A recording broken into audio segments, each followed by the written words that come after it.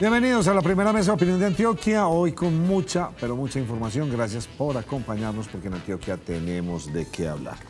Y hoy nuestra ciudad o nuestro departamento se ve impactado por dos noticias bastante complejas. Por un lado, el asesinato de Héctor Barrio, cosa que nos ha dejado pues como conmovida a la ciudad. Estoy esperando que llegue Duber para que me amplíe un poco más acerca de este suceso y todo lo que ha ocurrido con Hidroituango. Allá viene don Duber rápidamente a contarnos. Doña Liliana, ¿cómo me le va? Muy bien, Nacho, gracias. Muy elegante. Muchas gracias. Me gustan las rayas. Sí, bueno. Se ve muy bien. Don José, ¿cómo me le va? Muy bien, Nacho. Duber, necesito que entre porque estoy cogidísimo de la noche. Venga, si es tan amable, hombre. Necesitamos hablar de todo lo que está ocurriendo en nuestra ciudad para ir haciendo todo. Pero arranquemos con una cosa como positiva. ¿Qué fue ese cuento de la oración en el metro?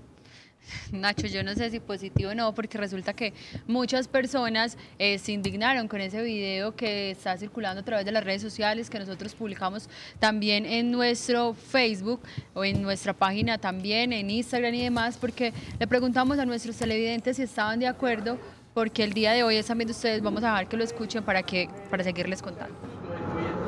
Santa María, Madre de Dios, ruega por nosotros pecadores, ahora y en la hora de nuestra muerte. Amén. Dios te salve María, llena eres de gracia, el Señor es contigo, bendita eres entre las mujeres, bendito sea el fruto de tu vientre Jesús. Santa María, Madre de Dios, ruega por nosotros los pecadores. Bueno, Pues Lili, Nacho, cuéntame. resulta que una persona decidió empezar a orar mientras viajaba en el sistema de transporte masivo metro de la ciudad de Medellín. Lo curioso es que esa persona pues empezó a orar y los demás usuarios que iban en el sistema de transporte masivo pues respondieron a las oraciones que estaba haciendo este usuario. Muchas personas a través de las diferentes redes sociales publicaban que no estaban de acuerdo porque pues uno, dentro del metro de la ciudad de Medellín hay unas normas las cuales se deben de cumplir y recuerden que ya hemos visto aquellas expresiones artísticas y demás ventas, por ejemplo, de alimentos que se puedan hacer dentro del sistema de transporte masivo están prohibidos por el metro de la ciudad de Medellín. Unos están de acuerdo, otros no, otros dicen pues el que quiso respondió y el que no, el que quiso rezó y el que no, pero hay quienes aseguran que pues se debería respetar los cultos y que muchas personas se sienten incómodas al usar el sistema de transporte masivo y escuchar a otra persona que esté orando o escuchando música en alto volumen. Usted no le manda a pagar el radio al que está escuchando reggaetón. Pero se supone que O para el eso que debe usar está escuchando audífonos. tango. No, pero usted va por la calle, nada. Ah, sí, claro. Nada. En la calle sí, pero en un sistema de transporte no. Pero yo pensé a mí eso sí, qué Nacho. qué rico que la gente tenga fe. ¿Quién era Héctor Gómez Barrio, Duber, y por qué ha impactado tanto en nuestra ciudad este asesinato? Nacho, mire, se presentó anoche allí en el barrio Los Colores, en la ciudad de Medellín, occidente de la ciudad de Medellín, el homicidio de esta persona que usted mencionaba, un líder político pues que tenía mucho reconocimiento acá en la ciudad, especialmente en el Partido Liberal. Esta persona, nos indican las autoridades, pues se desplazaba hacia su vivienda en este mismo sector cuando fue sorprendido por sicarios que allí le dispararon y pues desafortunadamente le quitaron la vida. Esta persona, Nacho, dicen las autoridades y sus familiares manifestaron que aún no se conocían pues como amenazas en su contra. Se está estudiando la situación del por qué este homicidio. Hombres en sicario le dispararon, están revisando las cámaras del sector. Nos dicen las autoridades pues que no se tiene ahora con certeza como una hipótesis clara de qué fue lo que pudo haber pasado porque sus familiares desconocían por completo esta situación. Ha impactado, Nacho, porque es un líder político, era un líder político y nos hemos tomado, Nacho, como el trabajo de consultar casos que se han presentado en durante entre 2016 y 2018 de homicidios a líderes políticos y es preocupante. En el Valle de Aburrá van 6 personas asesinadas como líderes políticos, aunque el homicidio de ayer todavía no se ha relacionado directamente que tenga que ver con su actividad política. Pero ahí están, Nacho, las autoridades investigando y tratando de esclarecer este hecho. Dicen que tienen pocas pistas, pero que sin embargo están allí indagando para ver si logran dar con los homicidas y lograr establecer a qué se pudo tratar este asesinato. Complejo este asunto que se está dando en nuestra ciudad y en todo Colombia, porque no es solamente algo inherente a la ciudad de Medellín, sino en todo el país con líderes y lideresas, como dicen por ahí. Bien impresionante todo esto. Entonces, venga, antes de sentarme a hablar de Hidroituango, hubo un accidente en la Loma del Chocho como bastante grande. Sí, Nacho, pues nos llegaron unas imágenes, un video y unas imágenes de un accidente de allí una motocicleta con unas personas que iban en la vía. Por fortuna el accidente pues no dejó víctimas mortales, 2 personas lesionadas. Ustedes ven allí pues cómo quedó impactada la zona. En el lugar de inmediato pues hizo presencia personal de los bomberos del municipio de Envigado, quienes atendieron esta emergencia. Ustedes ven allí al fondo pues una persona esta mujer quedó lesionada, y allá al fondo de las imágenes anteriores también se veía como el conductor. Por fortuna no dejó víctimas mortales, sí personas allí lesionadas, y ustedes ven pues la motocicleta en pérdida total por lo que fue este accidente. Yasmín, ¿por qué está preocupada la gente con este asunto de cambiar los predios rurales a comerciales o cambiar la vocación de algunos predios, y que esta potestad la tendrían los diferentes alcaldes? Los diferentes alcaldes a nivel nacional, Nacho, podrían tener a disposición cambiar el significado de su área o de su territorio.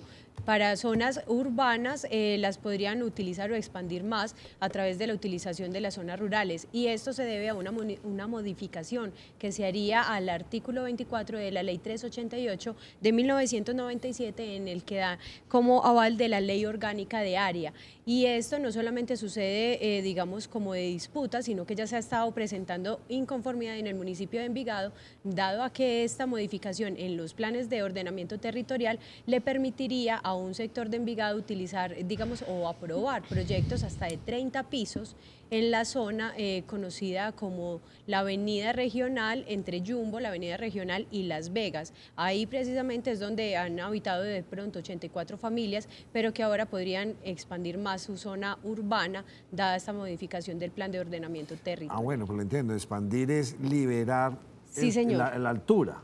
La altura y también digamos que los límites que tengan en los municipios, cuando de pronto del área metropolitana, en el municipio de Envigado está vigente desde el 2011, hay una cierta zona que es declarada como área rural y debe tener digamos que una connotación económica muy diferente a la del área urbana. Entonces, en muchas ocasiones lo que se está presentando a nivel nacional es que estas áreas de área rural venden un predio al municipio, y después, cuando modifican los planes de ordenamiento territorial, obviamente su monto se incrementa bastante, y ahí es donde hay el problema. ¿Cuál va a ser la posibilidad de los municipios? ¿Hacia dónde van a crecer?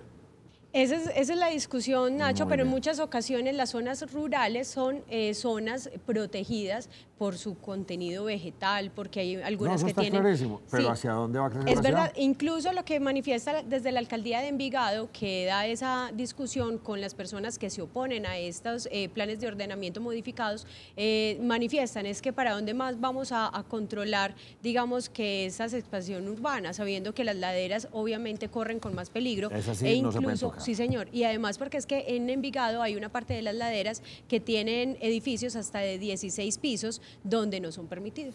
Bueno, ahora sí vámonos para el tema de fondo, que ha llamado pues la atención de todos los medios a nivel nacional. Pues la dejo con la palabra, Liliana, para que nos vaya haciendo como un resumen, porque esto fue una noticia que tomó por sorpresa a muchas personas. Claro que sí, Nacho. Vea, el día de hoy, o más bien desde el día de ayer, el gobernador de Antioquia, Luis Pérez Gutiérrez, había anunciado que citaría una rueda de prensa para hablar del proyecto hidroeléctrico Ituango. Ya el día de hoy, en horas de la mañana, se unió a esa rueda de prensa el alcalde de la ciudad de Medellín y el gerente de EPM, donde se anunció el cierre de la compuerta. Recuerden que ya se había realizado el cierre de la compuerta número 1, hacía falta el cierre de la compuerta número 2. Las imágenes que ustedes están viendo en pantalla fueron los momentos que se vivieron desde acá, desde EPM, porque hubo una transmisión para los medios de comunicación que se encontraban en la ciudad, minuto a minuto, cómo se iba presentando esta maniobra. Decía que esta maniobra iba a ser mucho más complicada que la que se realizó cuando se hizo el cierre de la compuerta número 2, porque en la compuerta número 2 se necesitaron 7 personas y para esta 16. Mencionaban que la presión del embalse afectó como tal todo el túnel de captación y toda esta plataforma, y le tengo al gerente de EPM, Nacho, de una vez le advierto, y también a todos nuestros televidentes, que los términos son un poquito complejos de entender lo que ellos dicen, y en pocas palabras mencionan que se ponía en riesgo como tal estos túneles de captación, y al ponerse en riesgo se afectaría o no tendrían ellos el control de las aguas, y al no tener el control de las aguas se podrían presentar afectaciones o inundaciones aguas abajo, y esto fue lo que dijo el gerente. Cuando estaba entrando el agua por las dos captaciones antes del primer cierre, el agua entraba a presión. Es decir, el agua llenaba el 100% de los túneles. Pero al quitar entonces la mitad del caudal, cerrando una de las compuertas y sabiendo que estas dos ya estaban conectadas abajo en la oquedad, se nos presenta entonces ya no un ingreso del agua por flujo a presión, sino que el ingreso se convierte lo que se llama en flujo libre o en cascada. Es decir, que por la captación 1 quedó entrando aire y agua. Aire y agua. Cuando antes del cierre de la compuerta entraba solo agua. Al presentarse entonces ese nuevo fenómeno, estuvimos analizando esto, qué consecuencias podría generar en el sistema. Es decir, el cambio de flujo a presión por el cambio a flujo libre, luego el cierre de la compuerta. Y lo que pudimos identificar como más relevante era que la presión que ejercía el embalse en el sitio de la compuerta, en la captación, en la reja coladera de captación y en la infraestructura, en lo que podríamos llamar como la boca toma, la presión allí se aumentó significativamente, porque al no estar a presión detrás de la reja, o sea, aguas abajo de la reja ya no estaba a presión, sino que estaba a flujo libre, mientras que en el embalse estaba completamente lleno. Esa diferencia de presiones aumentó entonces el estrés sobre esa infraestructura de captación. Bueno, a lo coquito, Liliana, antes el agua salía por 2 tubitos y la presión del túnel de que hacía captación. todo el agua hacia abajo, pues repartía su fuerza en estos dos tubos. Sí. Lo que nos está diciendo en resumidas cuentas, cerramos una compuerta, claro, ya toda la presión Bájale. la está recibiendo este tubo y de pronto este tubo no está diseñado para recibir tal cantidad de presión, por lo que le estoy entendiendo. Sí, eso más que todo, Nacho, lo que él menciona, que él lo dice, cómo queda, es ese hueco que habían encontrado cuando se realizó el primer cierre. Resulta que ese hueco que él llama conectaba ambos túneles de captación. Entonces ahí es donde se presenta uno de los problemas y por eso se toma la decisión, por lo que les comentaba ahorita, al no tener ese control sobre las aguas, pues se podría generar una emergencia a futuro. Pero le voy a explicar, Nacho, y le voy a mostrar la siguiente parte de la entrevista que sacamos para que todos ustedes estén un poco más enterados de lo que pasó, y es que se habla de una posible falla o colapso de esta captación en el proyecto hidroeléctrico Ituango. Y lo que nos revela este estudio, este informe, es que en los niveles actuales ya se sobrepasaron las normas de diseño, o sea que la resistencia de la estructura es totalmente incierta, que podría entonces, por los esfuerzos que le está haciendo la presión del embalse a la infraestructura allí, ella podría fallar de 2 maneras, lo que se llaman esfuerzos de flexibilidad o flexión y esfuerzos por cortante. Entonces, el análisis de esfuerzos por flexión daban que permitía aguantar la cota hasta el nivel de la 400, pero el análisis de esfuerzos por cortante nos daba que cada metro que subiera el embalse estábamos en mayor estrés, en mayor incertidumbre y en mayor potencial de que esa infraestructura de captación colapsara.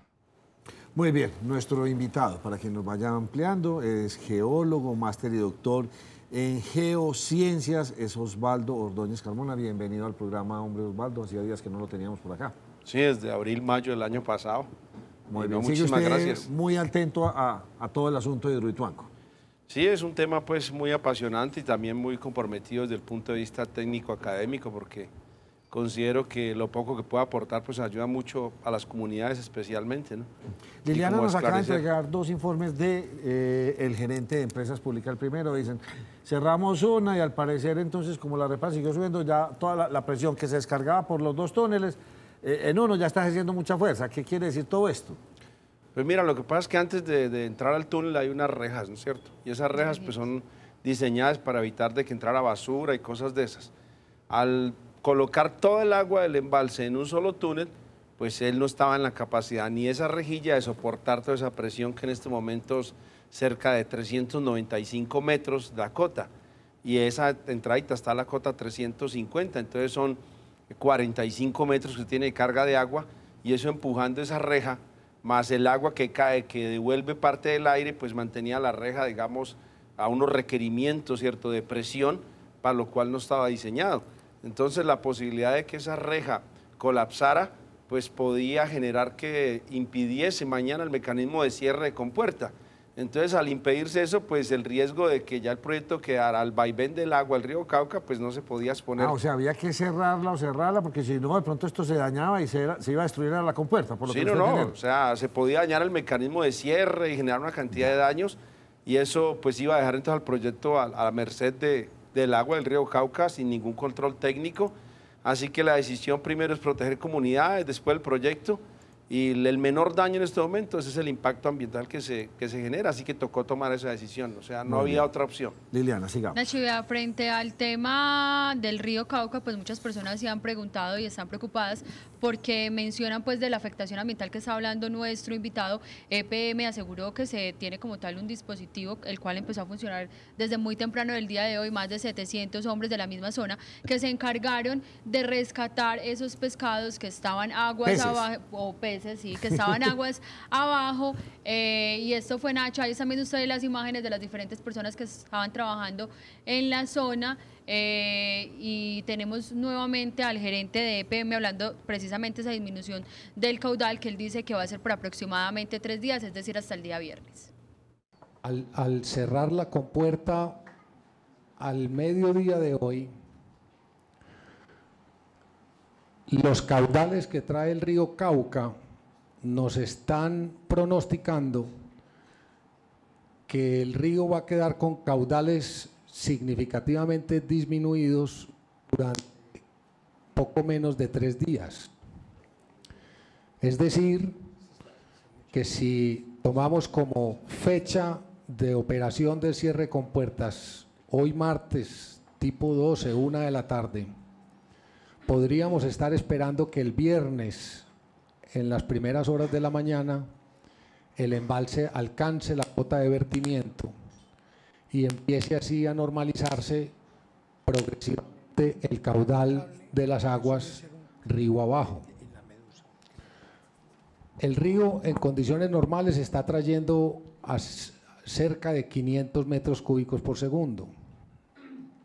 Entonces, el viernes en la mañana, el río empezará a verter más o menos 100 metros cúbicos por segundo, en la tarde estará en 200, el sábado en la mañana estará en 300, el sábado en la tarde en 400 y el domingo en la mañana en 500.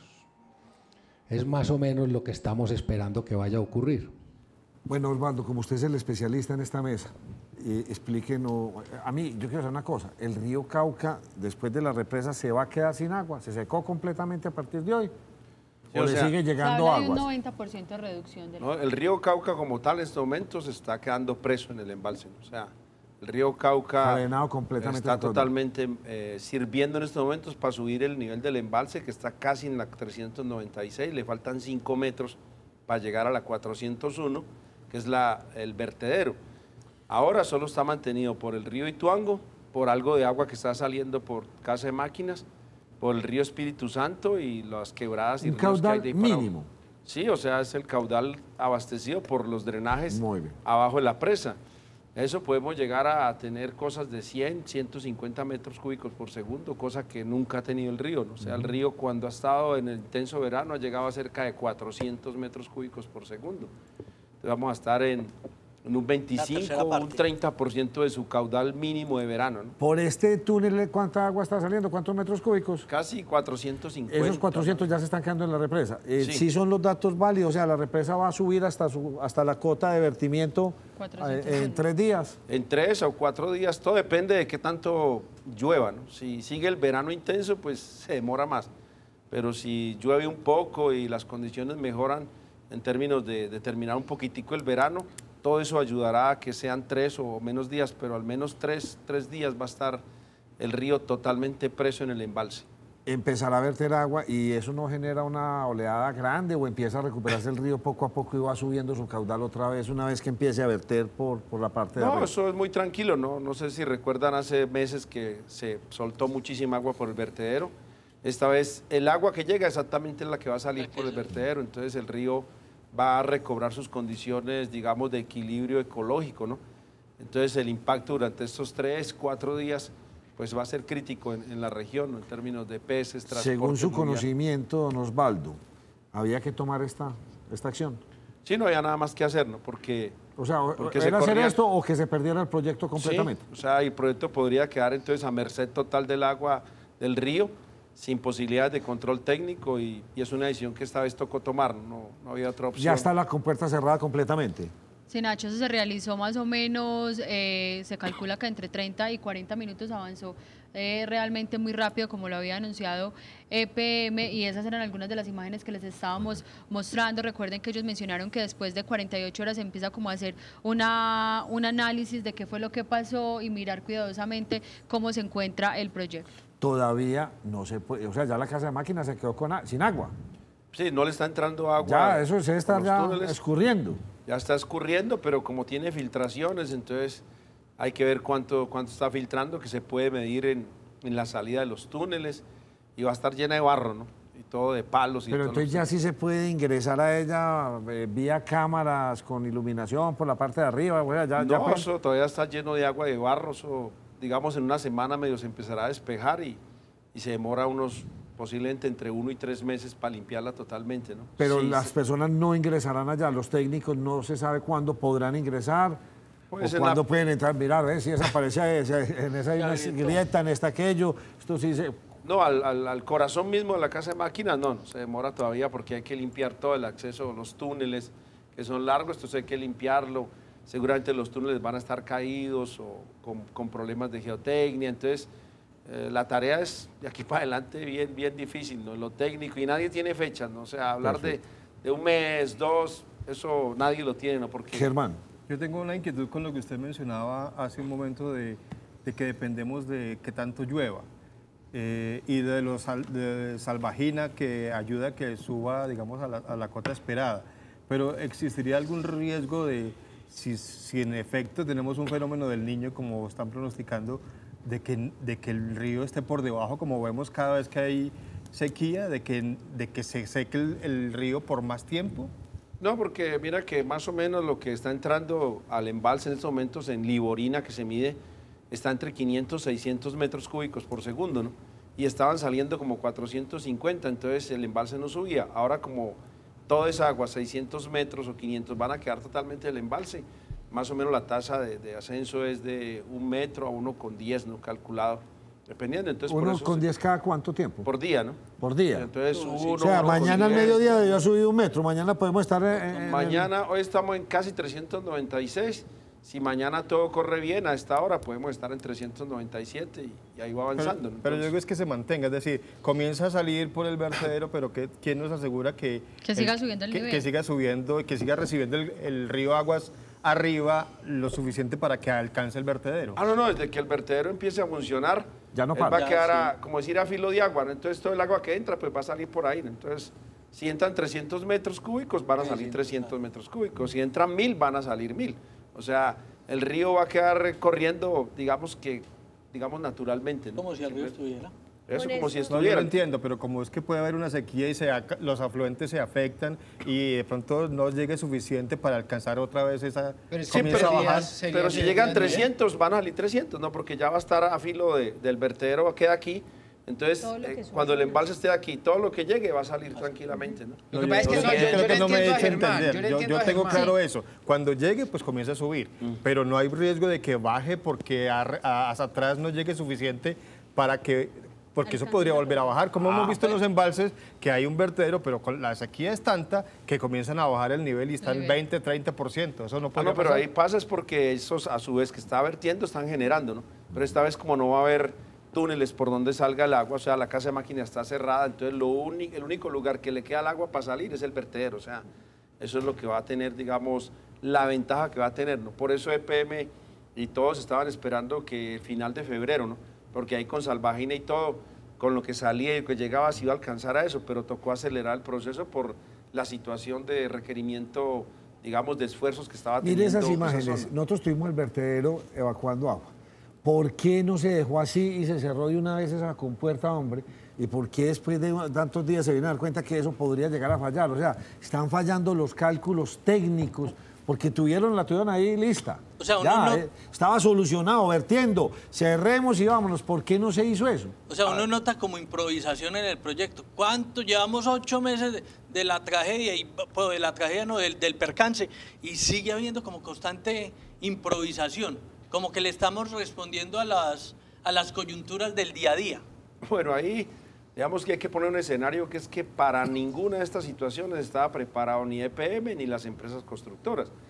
Entonces, digamos, cuando la gente mira que por qué no se cerró ahí, pues seguramente no existía toda la garantía técnica de que las compuertas pudiesen cerrarse.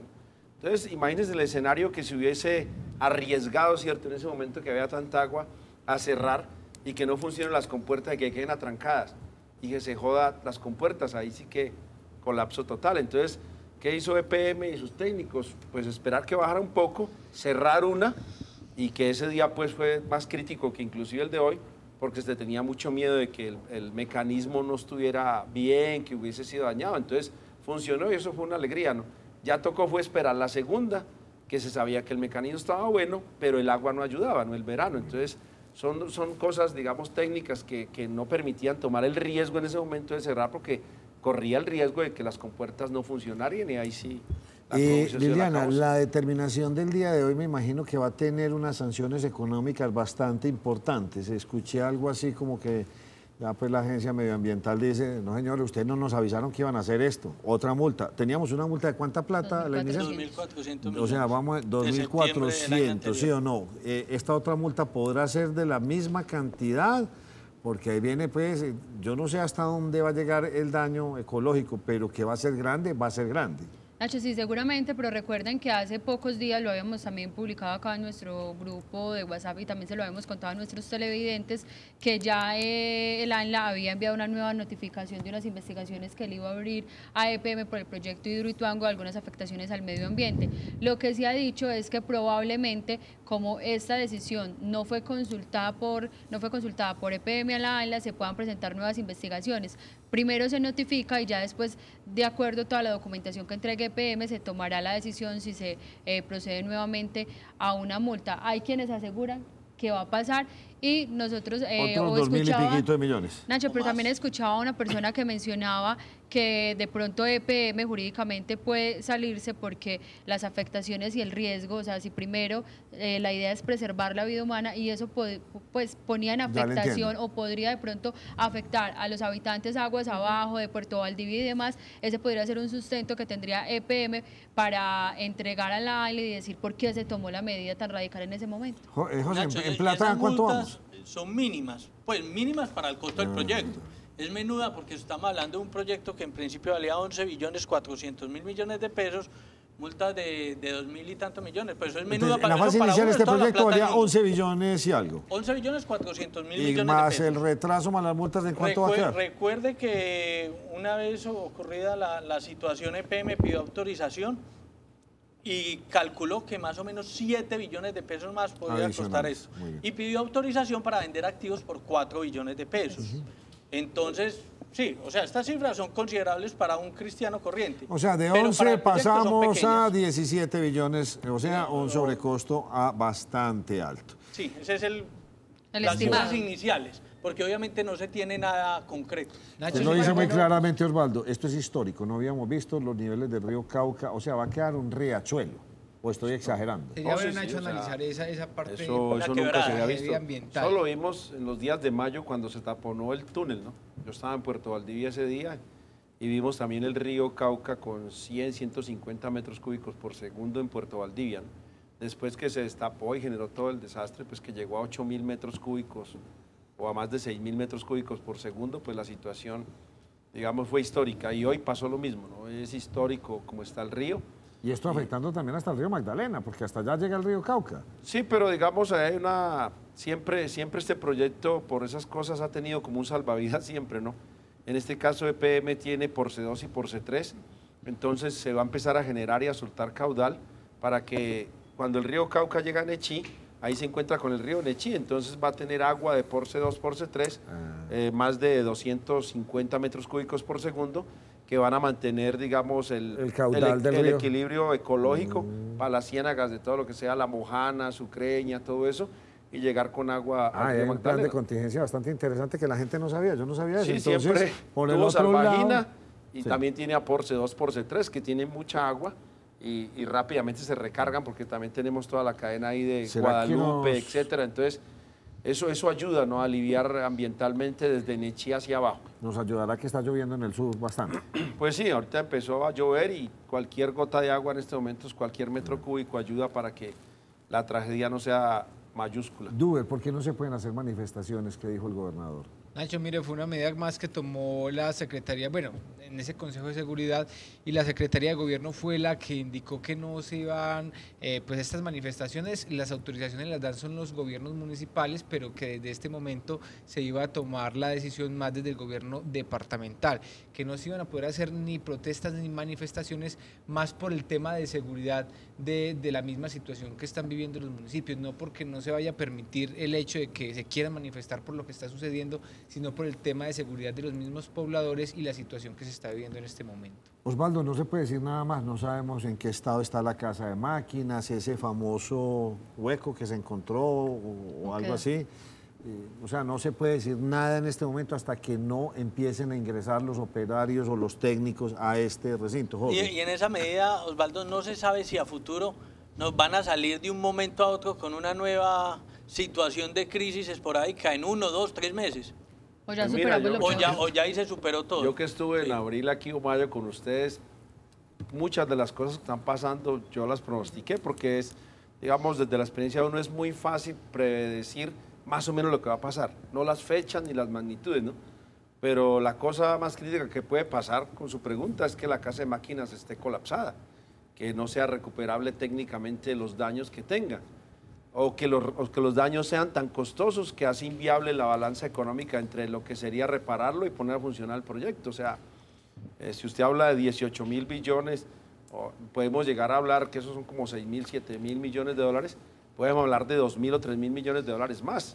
Entonces, cuando usted coloca eso en la balanza económica, pueda que eso no sea viable y tengamos una sorpresa que sería la peor de que el proyecto económicamente no es viable por su recuperación. ¿Y eso lo vendremos a saber en cuánto? ¿2, 3 meses? Eso en 3 meses yo creo que se puede tener la evaluación realmente de cómo está la casa de máquinas, si los daños fueron muy críticos, porque es que uno pensar solamente que los túneles están conectados, pues significa que esas son las evidencias que están mostrando algunos datos, pues significa que los daños ya son muy malucos, ¿no? O sea, desde el punto de vista geológico, geotécnico. Entonces, una sorpresa puede ser que el proyecto sea inviable económicamente y eso sería una catástrofe aún peor, ¿no?, para lo que sea. Desde, digamos, de la tranquilidad de las comunidades, lo que pasó hoy, que es muy bueno, es que la presa está funcionando, que ya se cerró, digamos, la casa de máquinas y eso disminuye el riesgo, ¿cierto?, del colapso del proyecto, de cosas.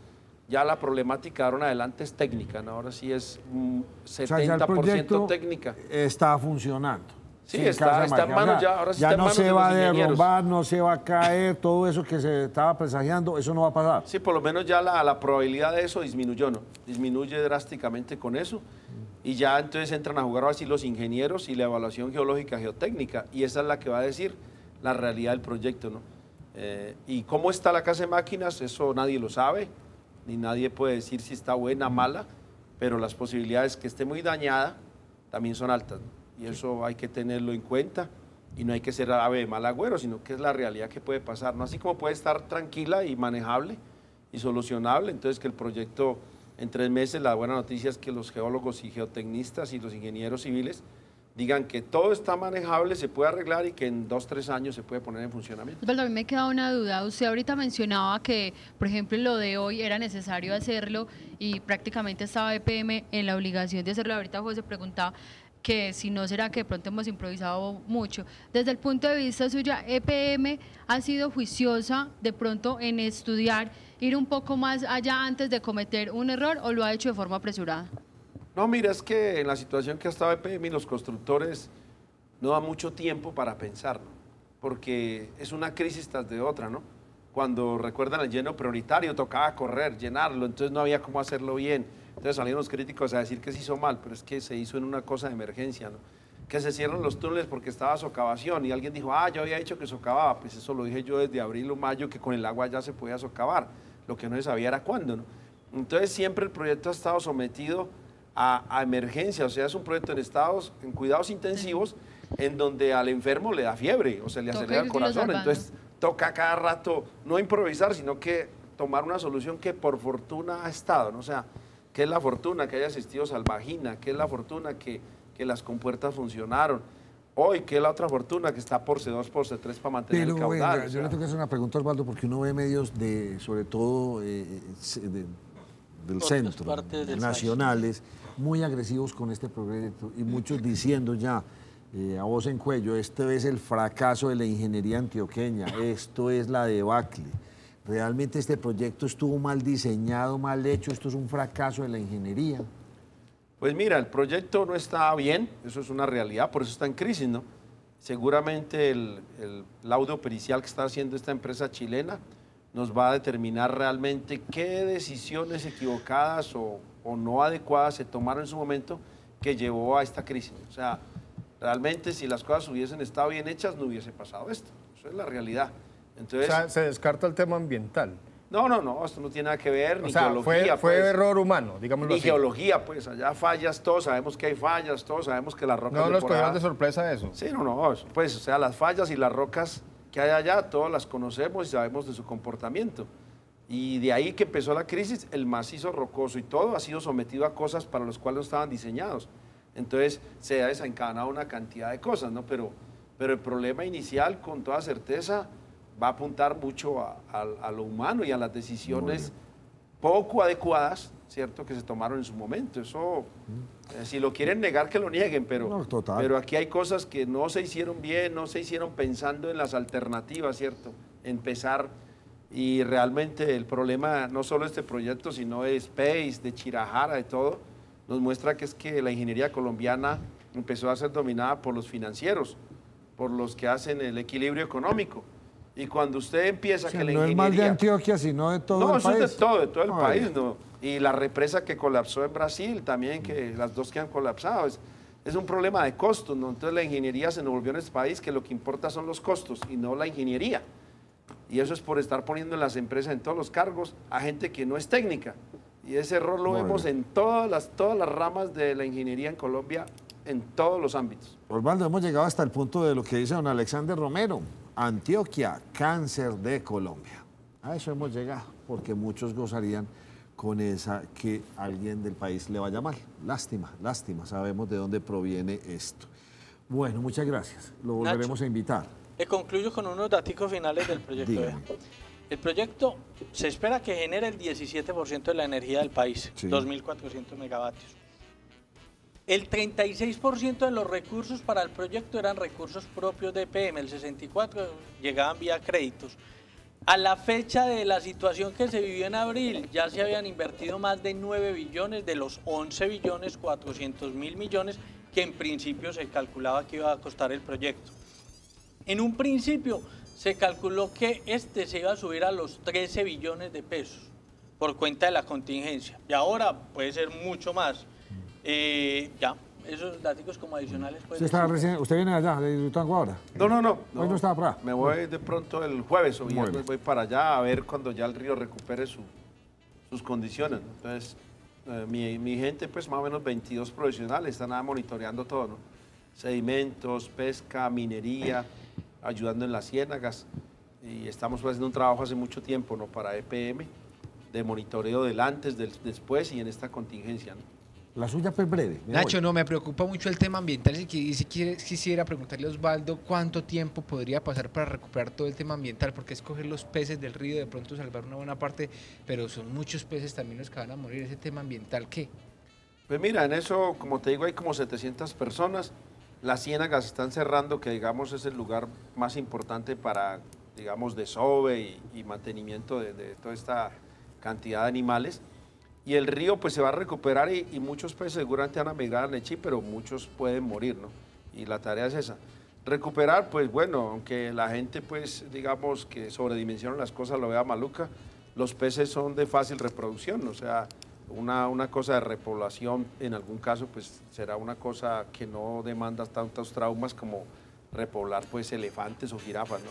Los peces son cosas que en 2 o 3 meses vos tenés suficiente, entonces eso digamos que la cosa no es tan grave sin dejar que decir que es grave. Es grave, pero es solucionable, es manejable y seguramente van a estar las multas, todos los antitodo van a estar filmando, haciendo de todo, pero la realidad es que hay una crisis y ante una crisis pues hay cosas que no son controlables y la parte ambiental en este caso no es controlable por la contingencia. Sí. Nacho, y frente a la situación financiera de EPM, para quienes consideran pues que esa puede ser obviamente la situación es complicada, pero no se puede olvidar que EPM es una empresa que genera utilidades de 2.200.000.000.000 cada año. O sea, sí, esa platica... y que gira generalmente la mitad se la gira al municipio de Medellín. Sí, la perderemos aquí en el municipio o nos la suben en la cuenta de los servicios públicos, por A o por B. Hacemos una pausa, Osvaldo, gracias. Listo, bueno. Bueno, vamos a ver, tenemos otra persona porque queríamos saber una cosa. Hasta luego. ¿Cuál es el futuro de Venezuela? ¿Para dónde va?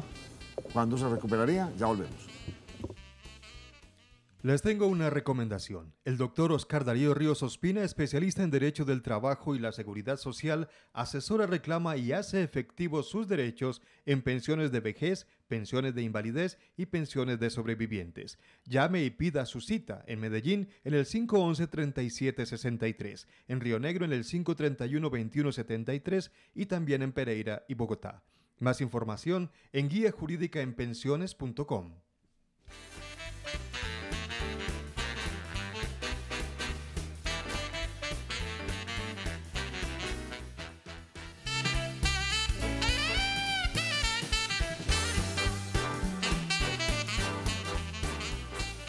Quisimos traer a la mesa de opinión un tema completamente diferente, ese es el mismo, sobre Venezuela. Y seguimos hablando, ¿se va o no se va el presidente Maduro? ¿Queda el presidente Guaidó? Está lo mismo hoy Inglaterra, creo que los ingleses hoy dijeron, no, reconocemos a Guaidó, y esto sigue así en ese tire y afloje. Pero hablaba yo en estos días aquí con ustedes, ¿y por qué no miramos otra óptica? Porque es que también hay que mirar a futuro, y para eso hemos traído a Juan David García, analista político, a quien le damos una muy cordial bienvenida. Juan David, en caso, pues no sabría uno, Venezuela tiene 2 caminos. El uno, que siga el señor Maduro, el presidente, obviamente seguirá con su misma trayectoria económica, con las mismas restricciones. ¿Qué le puede pasar al país a futuro? Lo único que lo salvaría sería que el petróleo llegase a subir de precio en grandes cantidades para que su economía se recupere. No, yo creo que si pensáramos que uno de los caminos es que esa pandilla criminal siga en el poder, simplemente es la muerte de Venezuela, de la misma forma que con dictaduras como la de Robert Mugabe en Zimbabue, la de Charles Taylor en Liberia y muchas en el África Central, pues esos países colapsaron totalmente. Pero no Zimbabue, se murieron. Mire Cuba, sí murieron, no se murieron. No, murieron los países. Cuba es un país que en este momento se quedó en el pasado, completamente anclado. La gente va y entonces alquila apartamentos por Airbnb, pero no es un país que tenga algo interesante que ofrecer al mundo. El único producto interesante de exportación que tiene Cuba es la propaganda comunista, las guerrillas totalitarias para generar inestabilidad en todo el resto de América Latina. Lo siguen intentando cuando ya han pasado casi 30 años después del fin de la Guerra Fría. Entonces, si Venezuela sigue ese mismo camino, pues simplemente el desastre va a continuar. A mí me llama la atención cuando la gente dice, o hay titulares de prensa o en distintos programas, hablan de la crisis de Venezuela. En Venezuela no hay una crisis, Venezuela colapsó, Venezuela está destruida hace tiempos, desde 1998, desde que Chávez llegó el 6 de diciembre del 98 al poder, Venezuela comenzó a hundirse como si estuviera en terreno movedizo. ¿Por qué? Porque Chávez comenzó la construcción de un régimen totalitario, de control total del Estado, digamos, de centralización absoluta del poder, de un aparato represivo, de un aparato de propaganda, para que Venezuela comenzara cada vez más a parecerse a Cuba o a la antigua Unión Soviética. Entonces no es algo que es culpa de Maduro, porque de repente se llegó a una hiperinflación del 1,5%, sino que la crisis comenzó en el 98 y Venezuela pues fue poco a poco siendo destruida. Así que pensar en una fácil recuperación económica, política, del tejido social es cuando menos una irresponsabilidad o un acto de ingenuidad, un exceso tremendo de expectativas. Teniendo, digamos, el actual presidente Maduro teniendo precios del petróleo absolutamente altos, ¿usted no ve que bajo el modelo de gobierno que montaron no va a funcionar? Primero, el sistema político es un sistema político fallido. En un mundo globalizado, tener un régimen así, una dictadura, que además es una dictadura regida por una organización que está completamente cooptada y conectada con el crimen organizado internacional, pues no tiene mucho futuro, no es viable, porque en este momento pues ya vemos que va en camino o va avanzando el reconocimiento internacional del gobierno interino de Guaidó, el presidente de la Asamblea Nacional. Entonces, primero, el sistema no tiene futuro, no es viable. Pronto veremos, muy pronto, que hasta sus más férreos aliados terminarán dejándolo solo. China ya manifestó a través de su ministro de Relaciones Exteriores que no iba a tomar ningún partido por Venezuela ni a defenderla, lo que mucha gente se imaginaba, y algunos gurús de la geopolítica en Colombia, que también dan mucha risa, decían, cuando Estados Unidos intente poner un pie en Venezuela, China actuará. A los chinos no les interesa actuar por fuera de su territorio, puede que haya unos intereses, pero digamos que las prioridades estratégicas de China están en el continente asiático. Ellos no se van a sacrificar por Venezuela, pero tampoco lo hará Rusia, ni tampoco lo harán Turquía o Irán, más allá de alguna manifestación diplomática o de dar un apoyo indirecto a través de, por ejemplo, todas estas organizaciones terroristas que hoy se entrenan en territorio venezolano, no solo las FARC o el ELN. Y lo otro es el modelo económico, un modelo económico completamente extractivista, de destrucción de la propiedad privada, de destrucción del mercado, de convertir al Estado en un actor central de la economía, cuando además ni siquiera toma decisiones adecuadas, pues nunca va a funcionar, y menos en el siglo XXI. Ya vimos que la Unión Soviética colapsó, que colapsó Alemania Oriental, que China hizo la transición a la economía de mercado poco a poco a partir de mediados de los años 70, y eso es lo que hizo que estos países comenzaran a salir a flote y a salir de la pobreza extrema en la que se encontraba la mayor parte de la población. Tengo que ir para el otro lado. A ver. Digamos, hay un cambio ya de gobierno, ¿sí? Lo que están pidiendo muchos países. Hagan elecciones y listo, se hacen elecciones. Usted me dice que hay varios países que han sufrido unas crisis, no sé si similares o parecidas, o no sé hasta qué punto, pero hay una gran diferencia. De pronto no eran países tan ricos como Venezuela, no con unas reservas de petróleo. Si se cambiara el panorama, Guaidó queda ahí, llama a elecciones dentro de 2 meses, 3 meses, elige un presidente y empieza el país. Un país sobreendeudado, con reservas buenas, una gran cantidad de su población por fuera. La experiencia de esos otros países, ¿en cuánto tiempo han revertido todas estas crisis? ¿En 2, 3 años? ¿En 20? ¿En 30? ¿Cuándo volveríamos a ver que su población vuelve a retornar? ¿Cómo se ve eso, hablando como de futurología económica de país? Sí, haciendo una especie de predicción geoestratégica.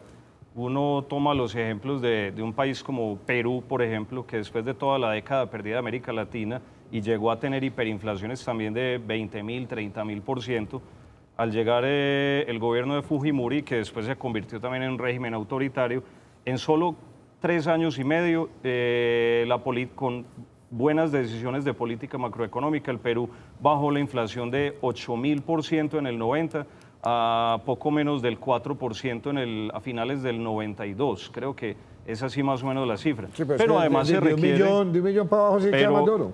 La de Zimbabue llegó a 230.000 millones % a finales del año 2009, lo cual pues es algo que se sale pues de cualquier cálculo y de cualquier mente que pueda imaginarlo, y menos nosotros pues que estamos acostumbrados a la estabilidad económica en Colombia. Entonces, por un lado, recuperarse de una hiperinflación toma muchísimo tiempo, aunque si se tiene el apoyo de la comunidad internacional, en este caso, por ejemplo, del Fondo Monetario Internacional, del Banco Mundial, con unos planes de, por un lado, reestructuración de la deuda externa, que Venezuela en este momento, precisamente por la ambición de poder del chavismo y porque no encontraban, digamos, otra salida, terminó empeñado, hipotecada en manos de China y de Rusia. A China se le deben más de 200.000 millones de dólares, otro tanto puede ser más o menos a Rusia, pero con el resto del mundo Venezuela además se cerró, y ese es el modelo que precisamente no funciona. Entonces se necesitan reformas no solo macroeconómicas para, por ejemplo, volver a atraer la inversión extranjera, también para fomentar la iniciativa privada, sino también unos planes de financiamiento, porque los empresarios de Venezuela en este momento, los pocos que quedan, pues no tienen dinero para precisamente reactivar la producción. No hay con ¿quién qué. se le mediría esto? ¿Usted le mediría hacer...? Porque le va a tocar tomar unas determinaciones, pero ahí sí que mucho más duras para lo que quede la población allá. Pues Juan Guaidó, Nacho, porque es que él puede convocar en elecciones, pero también se puede presentar. No se puede presentar. Pues lo que yo escuché que analizaban el tema esta mañana es que él es un presidente interino, pero no está inhabilitado para presentarse. Pero según lo que manifiesta en la Constitución Política de Venezuela, lo inhabilita, o sea, no se puede presentar inmediatamente en esas elecciones. La Constitución Política de Venezuela que se la saltan por que ahora la se salta todo el mundo. Pues no sé, pero yo escuchaba algo mi inquietud distinto. va al otro, es decir, usted se le mediría ese puesto, porque es que el que se monte en ese puesto... Alguien se le tiene que sí, el que sea, José... Pero es que sí, se esperaría que fuera Leopoldo y María Corina. No, pero no me digan nombres. Vea, no estamos hablando de nombres, vamos a hablar ¿usted sabe qué medidas tan antipopulares tiene que tomar? O sea, porque es un país que le toca tomar medidas, pero drásticas, pero, no sé si teniendo en cuenta otra cosa, todo, para poder...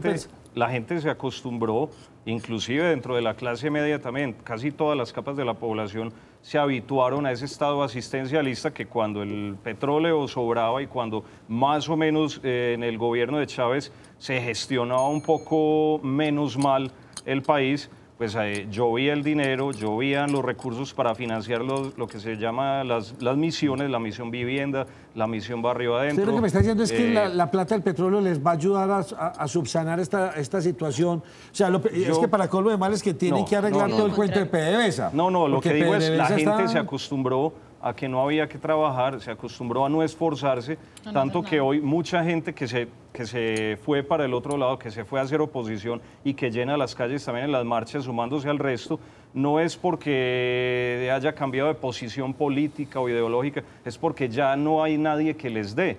Y si los entrevistan en la calle, dicen, bueno, pero es que yo apoyaría a Maduro si me siguieran dando cumplidamente mi bolsa del CLAP, si me siguieran dando los medicamentos. O sea que es un problema de mentalidad que eso sí va a tomar décadas cambiarlo. Sí, una sociedad acostumbrada a que alguien le da sin tener que esforzarse por nada. Lo mismo que ha pasado con Cuba. Si se ve el fenómeno de cubanos, muchos cubanos que viven en Miami, de los casi 2 millones que hay en toda la Florida, que viven de lo que, digamos, del financiamiento de planes sociales del estado de la Florida, y no hacen nada más. Dicen, no, ¿para qué si ya hay alguien que lo hace por mí?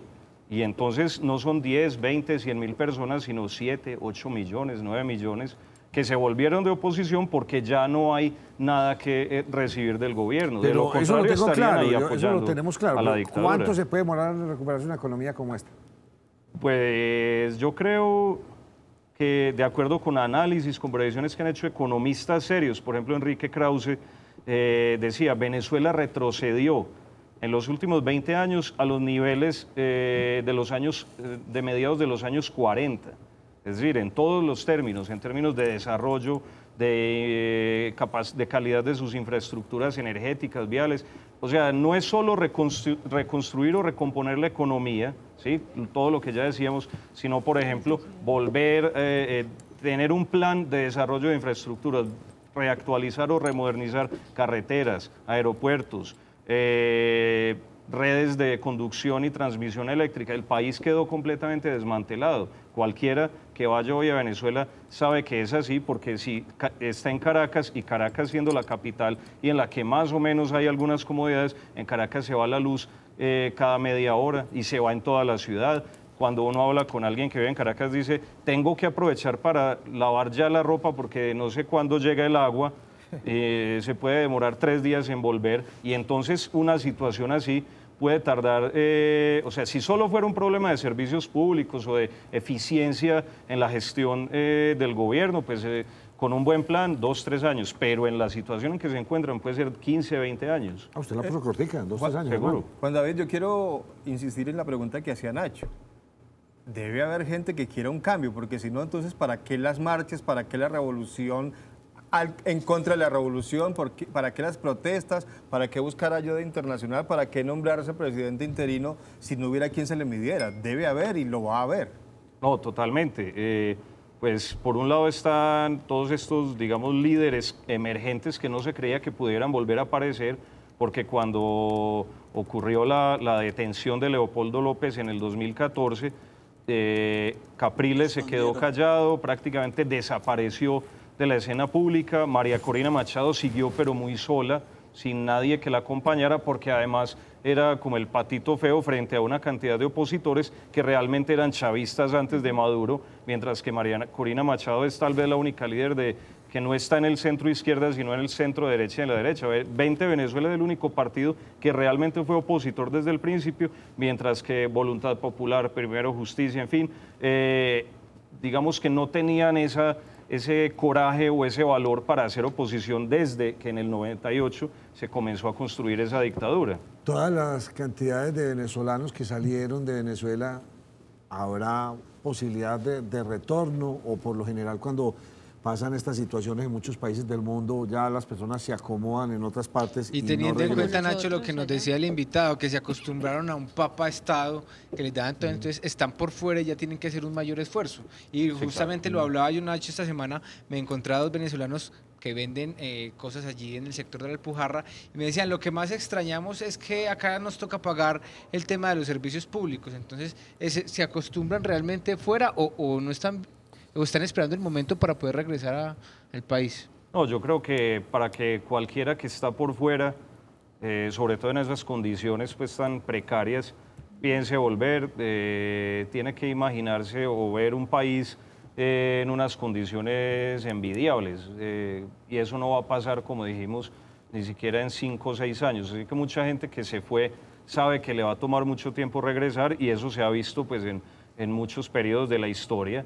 ¿Cuánta gente que abandonó Europa durante la Segunda Guerra Mundial volvió? De todos esos millones, yo creo que casi nadie pensó en devolverse. Cuando hicieron una vida en Estados Unidos y empezaron a prosperar, bueno, en Estados Unidos y en otros países latinoamericanos, ya definitivamente se instalaron y se dieron cuenta de que no había muchas razones o que iba a tomar mucho tiempo. Y eso no depende del país al que lleguen. Depende del país y depende de las instituciones. Llegan a un país que está en una situación que no es la mejor, pues a sobrevivir también, y no va a haber ese progreso. Y acuérdense que en Venezuela pasó lo que pasó, y muchos colombianos que se fueron de aquí hacia allá son los que están regresando, la mayoría de ellos.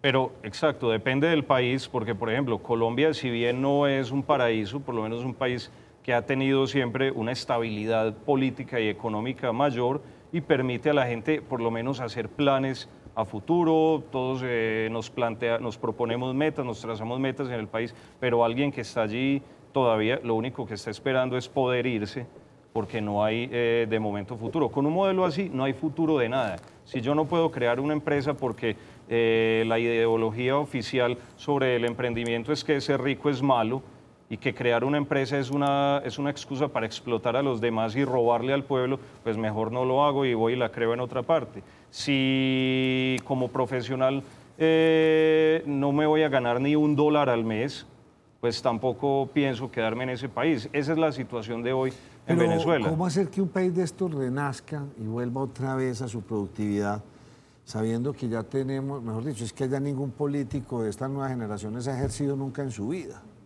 Es que hay una generación que solamente le tocó el chavismo y le tocó todo este socialismo del siglo XXI. ¿Cuánto ya el socialismo del siglo XXI? 20 años. Sí, 20 años.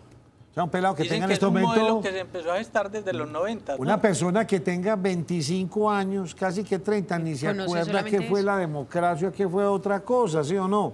Y nunca han estado en este asunto. Es que imagine cómo nombrar, qué ministro nombro, oye, ¿a quién traigo? Hay una cosa que... No, tiene que llamar gente que esté en la diáspora, de la misma forma que Guaidó comenzó a designar como embajadores o representantes legítimos ante otros países, precisamente o a miembros de la Asamblea Nacional que están en el exilio o a exfuncionarios del gobierno que en algún momento algunos fueron chavistas, de hecho, pero que creo que nunca habrían aceptado semejante dictadura. O también, por ejemplo, ex empleados de PDVSA, los ingenieros mejor preparados, los de mayor nivel. Muchos de ellos se vinieron a Colombia, otros fueron a Estados Unidos a trabajar en empresas del sector energético. Esas son las personas con las que tendría que contar un nuevo gobierno, tanto el de transición, del que tanto habla Guaidó, como un gobierno que resulte de unas elecciones libres y abiertas en el futuro cercano. Ya para rematar con usted, pues vemos su tendencia, obviamente. Usted está clarísimo, esto es la debacle absoluta, lo que ha ocurrido en estos 20 años. Y no hay otra salida que derrocar esa dictadura. Perfecto.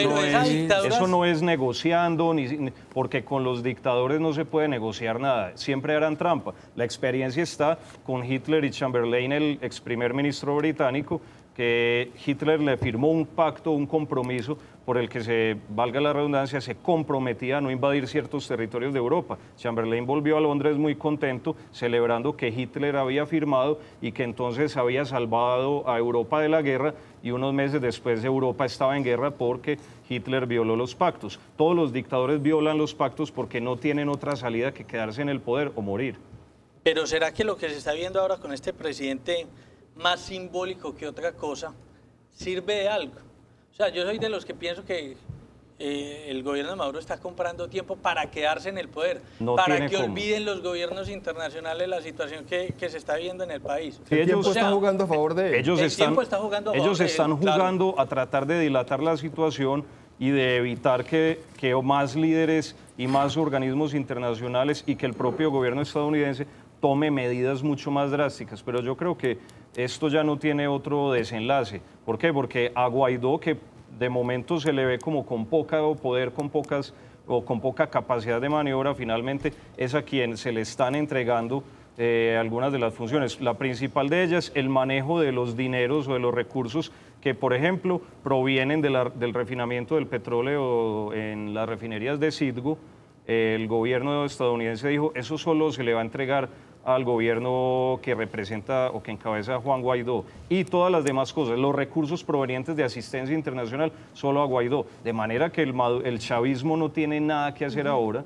La única negociación, como dijo el asesor de seguridad nacional Bolton o como dijo Mike Pompeo, la única negociación es cuándo y cómo va a abandonar Maduro y toda esta camarilla de como les dijéramos, de criminales, el poder. Yo tengo una pregunta para usted, Juan David. ¿Cuál de estos 4 escenarios ve usted más probable a corto plazo? ¿Que Maduro siga en el poder, que haya una mesa de diálogo donde le brinden un indulto a él y a su gente, que haya nuevas elecciones o haya una intervención militar? La intervención militar es posible, pero no parece ser la más probable en el momento, porque por lo que observamos de la actuación estadounidense y de una coalición internacional, es que están tratando de agotar todos los recursos antes de la vía militar, porque eso trae un gran alto costo político y estratégico. Y además elecciones, que Venezuela no es una amenaza para el mundo. Exacto, pero Venezuela en sí misma no. Solo el hecho de que como es un Estado fallido, cooptado por el terrorismo islamista, Inclusive Tarek El Aizami, Tarek William Saab, el fiscal general, muchos de ellos son familiares de personas que forman parte de los cuadros más importantes de Hezbollah, de Al Qaeda, de Hamas, el terrorismo internacional. Primero, entonces no ve usted viable una intervención. La segunda. Viable sí, pero no tan probable. Mesa de diálogo solo para que Maduro y todo el gobierno ilegítimo abandone el poder, y es una salida que a ellos les conviene. No es lo moralmente más deseable, ¿cierto? Y políticamente más deseable, pero es lo que, siendo pragmáticos, terminaría beneficiando a todos. ¿Y cuáles fueron las otras dos, hermano? Las otras dos, convocatoria de nuevas elecciones y la... ¿Hay convocatoria? La convocatoria ahora mismo no hay cómo, no hay tampoco los recursos para hacerla. La convocatoria se haría después. Si pero Maduro no va a convocar a eso. No, Maduro mismo no. ¿Y la otra era? No, la primera era que se quedara Maduro en el poder. Tampoco, esa no la veo. ¿No cree usted que pase? No. Este año sí se tiene que acabar esa dictadura. Perfecto, muchas gracias. Yo soy de los que pienso que por las buenas, Maduro se queda este año en Venezuela. Y otros más. Porque lo mismo decíamos de Chávez y primero se murió antes de que cualquier cosa. Juan David, gracias por habernos acompañado. Gracias a ustedes, un placer. Breve pausa, más invitados. Hoy estamos foliados de especialistas en varios temas en nuestra ciudad porque en la primera mesa de opinión de Antioquia tenemos mucho de qué hablar.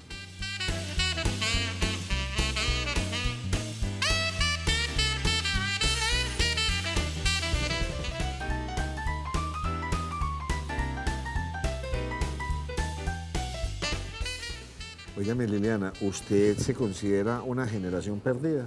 No, ¿por qué? No, digo yo, de pronto porque no le gustaba mucho la cultura, el teatro, el medio ambiente. No, es que cada quien tiene gustos diferentes. Usted es una niña muy activa. Yasmín, Sergio Gutiérrez, comunicador, y Edison Javier Carrillo, director de Cero Generación Perdida. Sí, señor. ¿En qué consiste esto, muchachos, de Cero Generación Perdida? Bueno, buenas noches a toda la mesa de trabajo, a todos los televidentes. Cero Generación Perdida es una iniciativa que nació hace poco más de un año con una visión solidaria y la idea era rescatar un poco a esos jóvenes y esos adolescentes que se estaban yendo por el camino de la delincuencia en Urabá, ¿cierto? Entonces hubo un aumento en la tasa de homicidios entre jóvenes, eran peleas a machete por barrios y dijimos, bueno, pues ¿cómo podemos aportar nosotros un grano de arena para que estos jóvenes hagan otras actividades, para que estos jóvenes se involucren con su territorio y tengamos menos generaciones perdidas en el cuento de la violencia, en el cuento de la drogadicción, y así nació esta iniciativa. Tenemos varias líneas de trabajo, entre ellas la parte de responsabilidad social ambiental, con la cual nos hicimos acreedores a un premio de la Fundación Equidad, quedamos de terceros, hay un apoyo económico para fortalecer la iniciativa, y estamos trabajando en todos los frentes que tiene la iniciativa. Otro de ellos es los foros de Cero Generación Perdida, donde les hablamos a ellos un poco de cómo... ¿Y en el Urabá hay mucha generación perdida? Demasiada. Sí, hay... buenas noches para todos. Nosotros venimos en ese proyecto, sí, hay muchos jóvenes que hace 2 años tuvimos una tasa de homicidios bastante elevada en Urabá, que inclusive se empezaron a tomar decisiones frente a eso. Y nosotros, ¿qué hemos tratado de hacer? De que la generación, si se pierda una, es una cantidad elevada. Y hemos tratado de mitigar, de que decirle a todos estos chicos, venga, no peleemos. Tenemos un problema ambiental y tenemos un problema social. Vamos a tratar de mezclarlo. Hace poco tuvimos unos indicadores bastante elevados en tema de materia en Antioquia. El 65% de los bosques estaban deforestados y una tasa alta de homicidios y en su gran proporción estaban involucrados adolescentes y jóvenes. Entonces decidimos mezclar, coadyuvar todo este proceso y empezamos a sembrar árboles casa a casa. Vamos casa a casa, vamos a entregar diciéndole a los chicos, venga, vamos a sembrar vida. No nos matemos entre nosotros mismos. Y yo quiero hacer una pregunta. Esta solución, ¿ustedes cuándo tocaron fondo en el Urabá? Es que el Urabá fue una cosa crítica. Hombre, Nacho, yo creo... Los asesinatos, las masacres, esto, digamos que en los años 2000 o todavía seguían en esa crisis, o ustedes cuando sintieron que tocaron fondo, o todavía no han tocado fondo y quieren renacer ustedes mismos desde la región. Yo pienso que hemos venido dando pasos en pro de mejorar, ¿cierto? Y esa mejoría se ve reflejada en las inversiones que se están haciendo actualmente en Urabá. Pues Urabá, como vos decís, ha sido una zona muy golpeada por la violencia, por todos los actores, ¿cierto? Entonces, paramilitares, guerrilla, BACRIM, y en este momento yo creo que se han venido dando pasos interesantes que van a ayudar al progreso en la región, como lo son los puertos que están próximos a funcionar, que van a ser 3 puertos, uno bananero, uno va a ser un puerto industrial, pues que le va a servir a sacar la mercancía a los municipios del interior. Entonces yo pienso que están dando pasos interesantes, ¿cierto? Pues la Universidad de Antioquia también ha hecho sus aproximaciones con 3 sedes que tiene en la región de Urabá, y estas nuevas iniciativas o estos movimientos han sembrado cambios positivos. Sin embargo, cuando hay pobreza y cuando hay miseria, hay violencia, ¿cierto? Eso no pasa solamente en Urabá, pasa en el resto del país. Entonces, yo pienso que se tienen que hacer muchos cambios a nivel educativo, en la política también tienen que haber cambios significativos, porque el nivel de corrupción en Urabá es alto. Es altísimo. Entonces, nosotros lo que estamos haciendo es proyectarnos con esos jóvenes. ¿Hay mucha corrupción? Sí. Brutal, en todas las administraciones. Nacho, como en el resto del país. No, está bien, pero no voy a decir que el 100%. Urabá es una zona, tiene un gran karma, y es que es una zona rica, porque tiene un potencial, una riqueza grandísima. Sí, porque es que allá es verdad que lo que hay es plata y es una maravilla. Y todavía será que la sociedad civil no ha sido capaz de empezar ya a ponerle freno a toda esta corrupción. No, pero como decía aquí el compañero, se han venido estructurando. Corrupción hay en todo el país, en todo el mundo. Y se han venido dando cambios significativos, y eso también, la inversión ayuda a que la gente recupere un poquito, no mucho, pero recupere un poquito la confianza, porque a veces también se deja de hacer inversiones y eso hace que no se mejore la calidad de vida de la población, y eso es lo que se busca. Y va eso ligado a ¿qué? A una política educativa. Nosotros no buscamos soluciones, pero sí motivamos a los chicos. Ahorita hablaba el compañero de los foros y talleres que hacíamos en las instituciones educativas, motivándolos, diciéndolos, venga, busquemos su propósito. Nos hicimos una alianza con una bolsa de empleo muy interesante, íbamos a los colegios y a todos estos chicos de 16 años en adelante los ingresábamos a la bolsa para que ellos pudieran obtener capacitaciones complementarias, y esto les permitiera a ellos conseguir su propósito, su orientación, y tuviéramos una población más educada, y esto sirviera para mejorar todos estos problemas estructurales que nosotros tenemos. Entonces, Nacho, o sea, nosotros funcionamos básicamente como una plataforma, ¿cierto? Como un trampolín.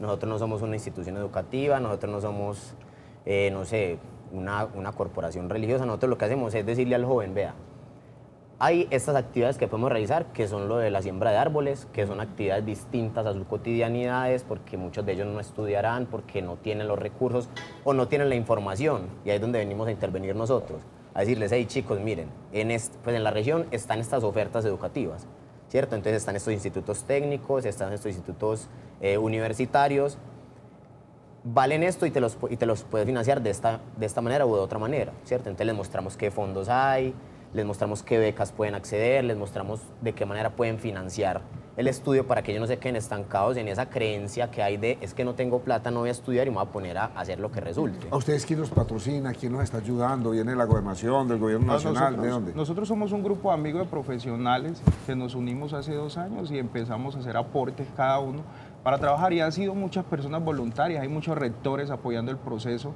muchos docentes que se han vinculado. ¿Y cuántas personas de la zona se les han involucrado? Nosotros en estos momentos somos alrededor de 30, 40 personas que se han involucrado en el proyecto. ¿Y a cuántos han impactado? ¿Cuántos muchachos los han ido ustedes con ellos a sembrar cantidades. Nosotros con la última indicador que tuvimos en la visita, ingresamos a la bolsa de empleo cerca de 600, 700 muchachos. Pero han impactado más de 2.000 personas. Sí, claro, porque esto se suma lo de cultura barrio, que vamos con los chicos casa a casa entregando árboles, y se van sumando otros chicos al proceso. ¿Por qué están ustedes hoy aquí en el programa? ¿Ustedes quieren darle más visibilidad a todo esto que están haciendo? Sí, Nacho, yo pienso que es importante que la gente nos vaya conociendo, ¿cierto? Y se quieran sumar al proyecto, ¿cierto? O sea, en Urabá, la gente que se nos ha sumado ha sido con aportes voluntarios, y decía, ve, yo tengo 3 rastrillos, cójanlos para trabajar con los muchachos. O ve, yo tengo un pedazo de tierra por acá, si quieren pueden sembrar de las otras plántulas que van a sembrar con ellos en las zonas urbanas para que los pongan a sembrar ahí. O ve, yo tengo tiempo libre los sábados, tengo tiempo libre los viernes, a ver en qué te puedo ayudar. Y como decía Edinson, pues hemos sido profesionales en muchas áreas que nos hemos dedicado a aportar un granito de arena al proyecto. La idea de nosotros es este año pues ya como formar una fundación para poder empezar a gestionar recursos tanto en la parte de la esfera pública como en la esfera privada y darle vida al proyecto. ¿Dónde puedo ingresar? ¿Ustedes tienen un www? Claro. Tenemos la página de Facebook, estamos como Cero Generación Perdida.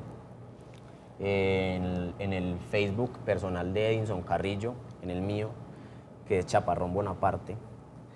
Ahí nos pueden encontrar, nos pueden preguntar cómo sumarse a la iniciativa, cómo involucrarse con estos jóvenes en la subregión y aportar un granito de arena. ¿Solamente impactan de pronto adolescentes de 16 años en adelante o desde los más pequeños? No, aquí involucramos todas las generaciones que vienen, las generaciones que estamos y las generaciones que se van. Tratamos de vincularlos a todos y que todos podamos nosotros aprender y esto pueda ser ¿Cómo ven ustedes el lugar del futuro? Yo uno va apartado y uno ve una ciudad caótica, desordenada, hace muchos años que no voy, pero con un potencial gigante. ¿Cómo ven ustedes su territorio en el futuro? Es que son mucho apartado, turbo, carepa. No, sí. Nacho, está mejorando con tendencia a lo positivo, ¿cierto? O sea, desde la parte de seguridad yo digo, listo, hay mucha delincuencia común ahora, pero ya no se encuentra el miedo que encontraba uno viajando a Urabá de que lo secuestraran en el camino. Hay mucha violencia o mucha delincuencia, pero también hay muchas oportunidades. Claro que sí, Nacho, o sea, y es que a eso es que estamos apuntando nosotros, a que ese montón de jóvenes ver el vaso que están medio allá... lleno. Sí, verlo medio lleno. Sí, claro que sí, claro que sí. Entonces, lo que nosotros queremos es que, por ejemplo, con estos proyectos que se vienen de los puertos, se puedan articular jóvenes de la región, ¿cierto? Porque lo que pasa muchas veces es que cuando no hay competencias para que alguien desempeñe un cargo, pues entonces se trae gente de afuera. Y no digo que esté mal, pero si tenemos una fuerza de trabajo que se apta para trabajar en los puertos y para trabajar en los proyectos industriales que tienen para la subregión, pues sería mucho mejor y aportaría mucho más al desarrollo de la región. Vea, hombre, aquí me dicen, este señor Nacho definitivamente es un incendiario. Señor Nacho, Antioquia no es tan rica como usted la quiere vender. Deje de izar la bandera, es que yo hablo de riqueza de espíritu, de alma, de gente. De esa ganas de cambiar esa es la que las usted no ve, cosas. por eso es tan obtuso, tristemente. Los felicitan desde Moscú, Juan Esteban Aristizábal, no sé quién es, pero desde Moscú, felicitaciones a Sergio y a los integrantes de Cero Generación Perdida por su especial trabajo con las juventudes, los felicito. En verdad que esa es la riqueza de la gente, la otra que es la que no ven muchas personas, esa riqueza de generar cosas positivas, de hacerlo, de seguir trabajando por nuestros jóvenes, de seguir luchando por cosas positivas. Los felicito, muchas gracias por habernos traído este mensaje. A ustedes, Nacho. Señores, una pausa, volvemos con ustedes en muy breves minutos.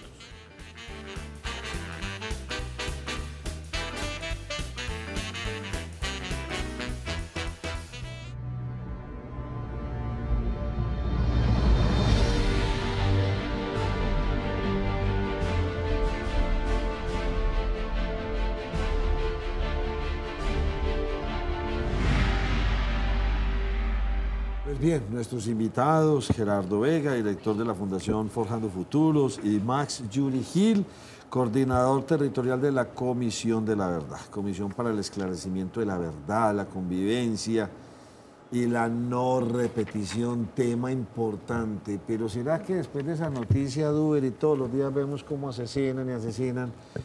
Por Dios, ¿será que algún día vamos a poder solucionar este asunto de la convivencia? Germán Mendoza, que trabajar, pues, y por eso me gusta lo que están haciendo. Nacho, un trabajo muy duro que vienen haciendo muchas organizaciones, pero digamos que a veces se siente como el desespero, la desesperanza de qué está pasando con todas esas cifras de líderes asesinados día tras día, pero yo creo que vamos a llegar a un punto, Gerardo, en que las cosas tienen que cambiar, eso es lo que se busca, y conocer la verdad, que es lo importante. Y muchos países lo lograron. Alemanes, europeos, asiáticos, muchos países lo lograron. ¿Por qué nosotros no? Don Gerardo, bienvenido. Muchas gracias a ustedes, a la mesa de trabajo, Nacho. Sí, yo creo que el tema de la verdad es un elemento fundamental en la pacificación y en el tema de reconciliación en un país. Muchas veces esos coletazos de violencia buscan es que no haya verdad. Más allá del tema de tierras, más allá del tema de indemnización de víctimas, más allá de esos temas, lo que se busca es que todo quede callado, como si nada hubiese pasado. Pues ¿por qué? Porque quienes han propiciado generalmente esos hechos de violencia están con intereses políticos o intereses económicos, regionales en muchos casos, que han propiciado esos hechos de violencia. Y no les interesa la verdad. Yo creo que más allá, cualquiera de los instrumentos que se han creado en este tema de justicia transicional, el que más al que más temor se le tiene es a la verdad. La verdad nos posibilita un camino serio hacia la paz y hacia la reconciliación entre los colombianos. Es lo único que podrá ayudarnos, más allá del tema punitivo. Y es lo más paradójico y lo más irónico del mundo entero. Usted no quiere contar la verdad. Eso sí, viene su hijo y le dice una mentira y usted lo pela por decir una mentira. Es una paradoja, la cosa más extraña, y no sabemos por qué muchos adultos tienen miedo a decir la verdad. Don Mas, ¿cómo funcionan las macrorregiones y territorios especiales y todo lo que tiene que ver con en la región de Antioquia? Nacho, buenas tardes, muchas gracias por la invitación y un saludo a todas las personas de la mesa de trabajo y a quienes ven el programa. La Comisión de la Verdad es una comisión temporal.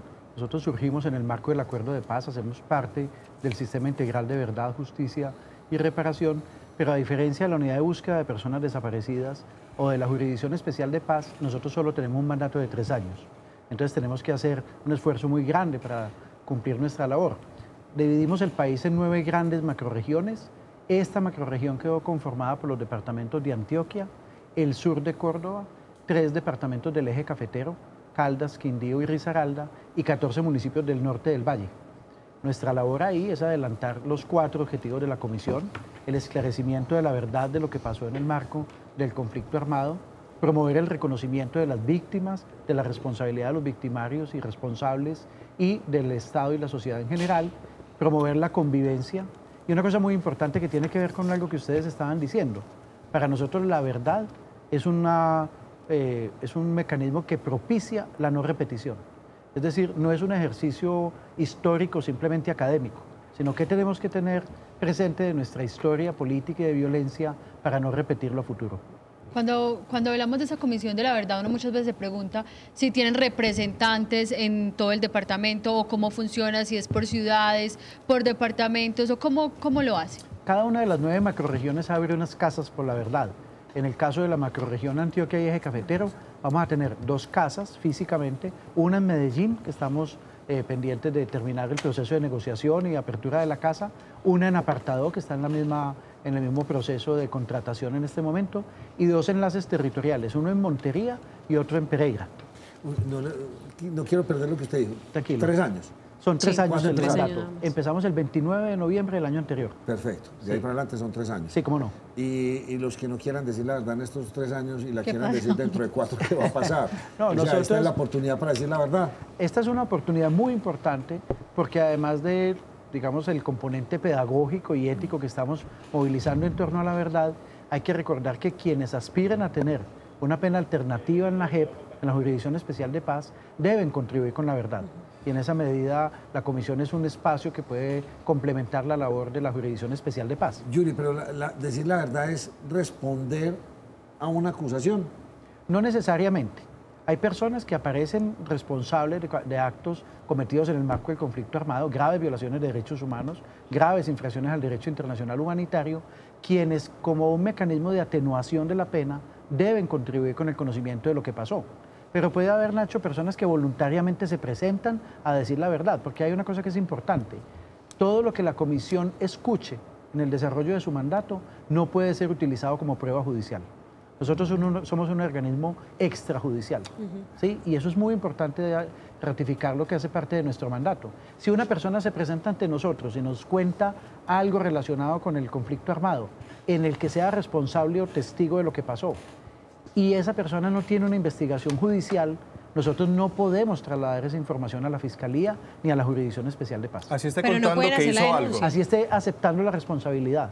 Porque además el mandato nuestro no es de esclarecer casos, sino de establecer un relato de lo que pasó en la sociedad y en lo que nos pasó como sociedad con relación al conflicto armado. Bueno, desde la organización Forjando Futuro se presentaron 2 informes ante la JEP de desplazamiento forzado y de destitución de tierras, pues despojo de tierras. ¿Estos informes qué contienen y qué ganan al entregarlo a estas entidades?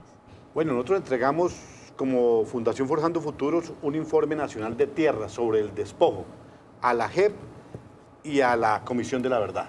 Ese mismo informe fue entregado a las 2 partes, que tiene que servir como contexto para la explicación de los hechos en la Comisión de la Verdad, y en la JEP, para ser responsables desde el punto de vista penal, sean llamados a responder por esos hechos. Ese es un tema que lo presentamos a nivel nacional, son 150 personas aproximadamente, personas naturales, que la Fiscalía había solicitado a través de los jueces civiles de tierra que los investigaran, pero hasta ahora no hay abierta investigación contra ellos. Son personas responsables del tema del despojo, según los jueces de tierras, fueron compulsadas las copias de la Fiscalía y no hay investigación. Nosotros estamos recordando eso a nivel nacional. Ese es un informe el que presentamos, que es del despojo de tierras a nivel nacional. Y otro informe que es con las empresas que han sido responsables del despojo. En ese momento iban 33 empresas que ya habían sido condenadas judicialmente a devolver tierras. Esas empresas alguna responsabilidad deben asumir desde el punto de vista de compensación a las víctimas, en el tema de reivindicar a las víctimas, y en segundo lugar, ante la Comisión de la Verdad lo entregamos al padre Francisco Marjuri, estaba presente ese día aquí en la ciudad de Medellín, en el Paraninfo de la Universidad de Antioquia. Pues el padre Francisco de Rude es el presidente de esa comisión, a él le entregamos el informe de empresas, eso dirigido con una intención. ¿Cuál fue el patrón del despojo por parte de las empresas a nivel nacional? ¿Cuál es el comportamiento de esas empresas que hizo que incurrieran en despojo de tierras o que lastimaran a unas personas? Lastimaran desde el punto de vista de su empobrecimiento, de su desplazamiento, de que quedaran sin dónde trabajar. Las sacaron de esas tierras. ¿Qué fue lo que pasó? ¿Cómo lo hacían las empresas? ¿Cuál era el patrón de despojo de esas empresas? Eso fue lo que hicimos y nosotros esperamos que esas empresas vayan a la Comisión de la Verdad. Así no hayan tenido responsabilidad penal. Pero de esas 33 empresas, ¿se garantizaría que de pronto paguen, entre comillas, todo el daño que hicieron a estas personas o no? Bueno, hay algunas empresas que han asumido una responsabilidad directa desde el punto de vista de decir, vamos a compensar. Voy a poner el caso de Argos. Nosotros entregamos 5 sentencias que hay en contra, condenando a Argos. Pero Argos ya tiene 12 sentencias en contra. Ellos son conscientes de que por diversas circunstancias no tuvieron la debida diligencia, por lo menos que dicen los jueces, y compraron de una manera de tal manera que se aprovecharon de la circunstancia de violencia que había, se enriquecieron, se apropiaron, invirtieron, es lo que dicen los jueces, no es palabras de Gerardo Vega, es lo que dicen los jueces de la República, y ellos han creado una fundación para hacer una devolución de tierras, en una parte de Montes de María, en otra parte hemos hablado con Argos en 2 ocasiones, ellos han sido muy deferentes, también nos han dicho hablemos de este tema, lo hablamos una vez fuera de la oficina, una segunda vez en nuestra oficina fueron, y estuvimos hablando un rato sobre el tema, ellos dando como su explicación del tema de las sentencias. Nosotros también tenemos una explicación del tema de esas sentencias, desde luego.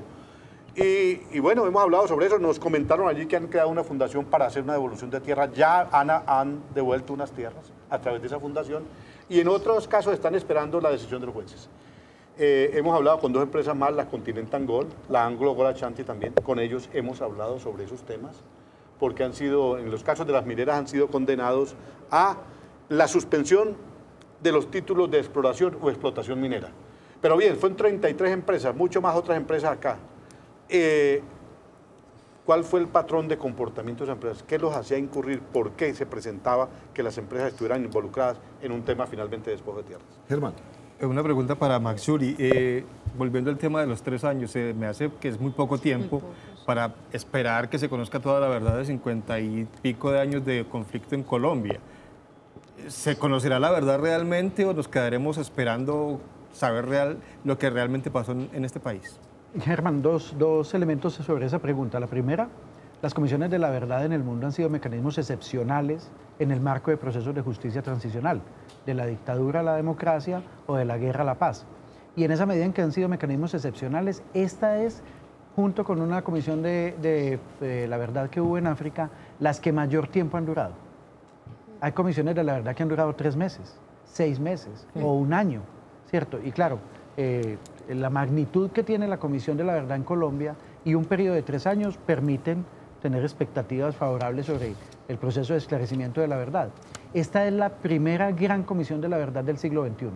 Es una de las más grandes del mundo, en personas, en la ambición de lo que queremos esclarecer, ¿cierto? Son 55 años de conflicto armado en un país muy grande, con una gran afectación en el número de víctimas, cerca de 9 millones de personas. Pero la segunda parte es que nosotros nos entendemos como una especie de actor que va a desatar un proceso de verdad en Colombia. Y creemos que lo que haremos durante estos 3 años es eso, ¿cierto? Un poco el padre Francisco lo ha dicho, ¿cómo hacemos para posicionar en la agenda pública que la verdad es un bien público? Que la verdad se la apropien la sociedad, los medios de comunicación, las instituciones educativas, las organizaciones sociales, los gremios, de tal manera que, terminado el mandato de la comisión, quede instalada en la sociedad que la verdad es un bien público que debemos preservar. Obviamente tenemos que entregar un informe. Entregaremos un informe en noviembre del 2021, que es cuando termina nuestro mandato. Pero pues esperamos que ese informe, como ha pasado en otros lugares del mundo, pues sea un paso en el proceso de esclarecimiento de la verdad. Haremos lo mejor posible en nuestra tarea. No tenemos la intención de prorrogar nuestro mandato y esperamos de que podamos generar un proceso muy interesante de participación y de construcción de verdad en nuestro país. Gerardo, en breve minutos vamos a ampliar más el tema. Sí, claro que sí. A las 7. Después, a las 7 de la noche. Entonces, cuénteme. Yo quería simplemente, si está cogido la noche, una cosa, expresar las condolencias a la familia Gómez de Puerto Nare por el asesinato del líder anoche aquí en la ciudad de Medellín. Su familia es conocida del trabajo social nuestro, ¿cierto? De la Colombia humana, estoy hablando. Y bueno, expresar y condenar categóricamente esos asesinatos. No para. Yo creo que Medellín y el departamento tienen que haber una modificación a la política pública. Aquí en Medellín no pueden continuar los asesinatos de líderes sociales como si nada pasara. Anoche uno más representativo, una persona reconocida, asesinada aquí en pleno centro de la ciudad. Muchas gracias. Muchas gracias. Una pausa, ya vuelvo con mucha más información.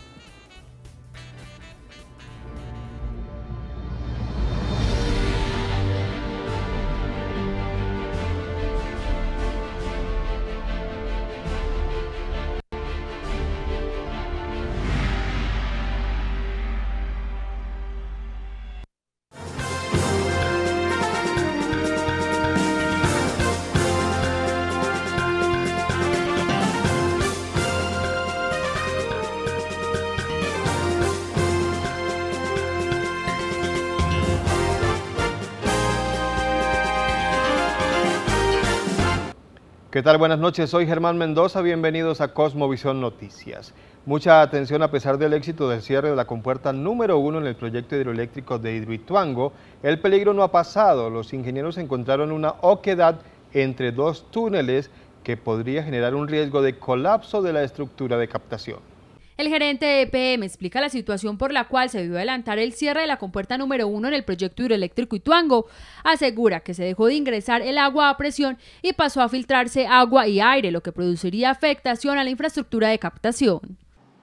Lo que pudimos identificar como más relevante era que la presión que ejercía el embalse en el sitio de la compuerta, en la captación, en la reja coladera de captación y en la infraestructura, en lo que podríamos llamar como la boca toma, la presión allí se aumentó significativamente, porque al no estar a presión detrás de la reja, o sea, aguas abajo de la reja ya no estaba a presión, sino que estaba a flujo libre, mientras que en el embalse estaba completamente lleno.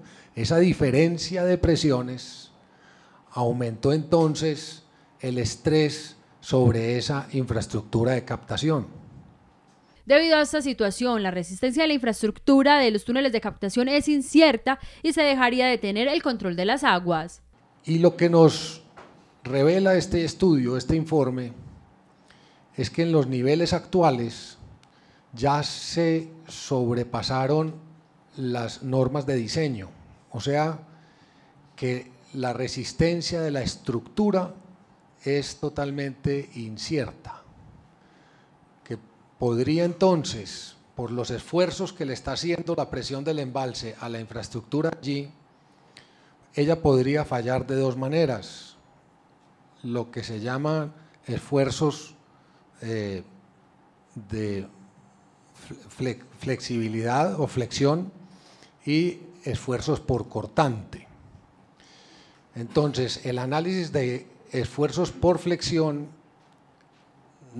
daban que permitía aguantar la cota hasta el nivel de la 400, pero el análisis de esfuerzos por cortante nos daba que cada metro que subiera el embalse estábamos en mayor estrés, en mayor incertidumbre y en mayor potencial de que esa infraestructura de captación colapsara. Entre el día martes y viernes estará saliendo por la presa 35 metros cúbicos por segundo aproximadamente. Por los procedimientos que se llevan a cabo en Hidroituango comenzaron a hacerse efectivos cierres viales y restricciones del paso de vehículos de carga por la troncal a la costa atlántica. Estos cierres irán hasta mañana. Ya se comenzaron a presentar congestiones en esta importante vía. Desde la administración departamental manifiestan que se dispuso de un plan estratégico para controlar la situación en la zona de influencia del proyecto. Entre las medidas está el cierre de la troncal a la costa desde las 11 de la mañana de este martes hasta el miércoles 6 de febrero a las 11:59 p.m. Pero va a haber un control limitado del espacio aéreo, se retoma las instrucciones dadas por el Comité Departamental de Riesgo. Solamente la aeronáutica dará permisos a quien se pueda movilizar en la zona determinada que el DAPAR va a dar la noticia. Asimismo, con el Ministerio de Transporte y la Agencia de Seguridad Vial se va a limitar la movilidad de los vehículos en todo el espacio para garantizar que no haya transporte de carga, que sea desviado, tengan dos vías, bien sea la vía al Sol o la vía Urabá, habilitadas para que no tengamos ningún evento adicional. En caso de ser necesario, la Secretaría de Gobierno tendría disponibles carpas y alimentación. En caso que se requieran vuelos adicionales, lanchas, cualquier circunstancia, la Secretaría de Gobierno está preparada para carpas, alimentación, todo lo que sea.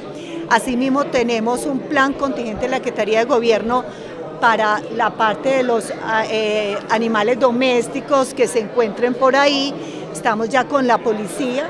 Desde Bogotá viene un pie de fuerza adicional para la policía y también el ejército que viene ya preparados en el sector. Por el riesgo de suspensión del suministro de acueducto en los municipios de Caucasia y Nechí, EPM envió 21 carrotanques que circularán por estas poblaciones.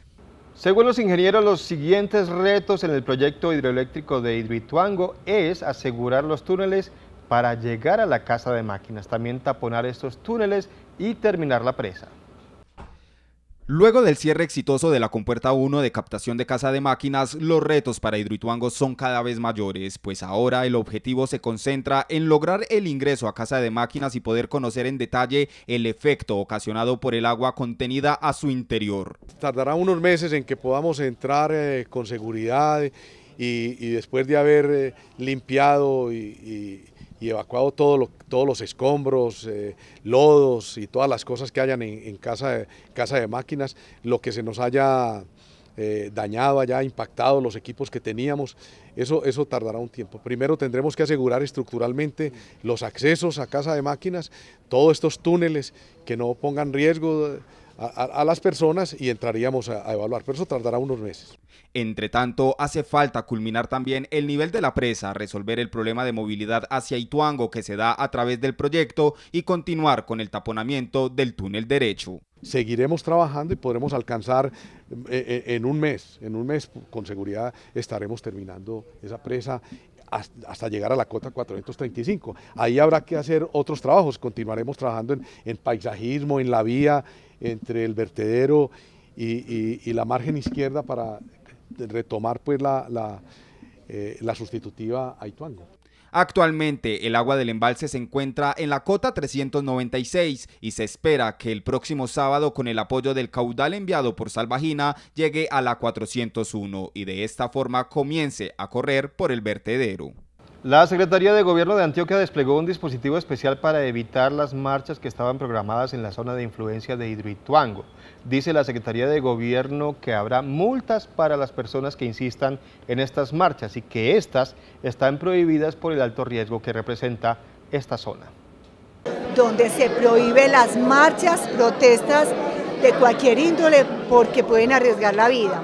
No sabemos, a las 11 del día empieza el cierre de la segunda puerta de Hidroituango, en la casa de máquinas, pero hemos recibido la alerta de que se están reuniendo, va a haber una marcha entre los coqueros y una comunidad de Puerto Valdivia protestando porque EPM no ha brindado apoyo económico ni ha pagado las segundas cuotas pertinentes a la gente que está reubicada.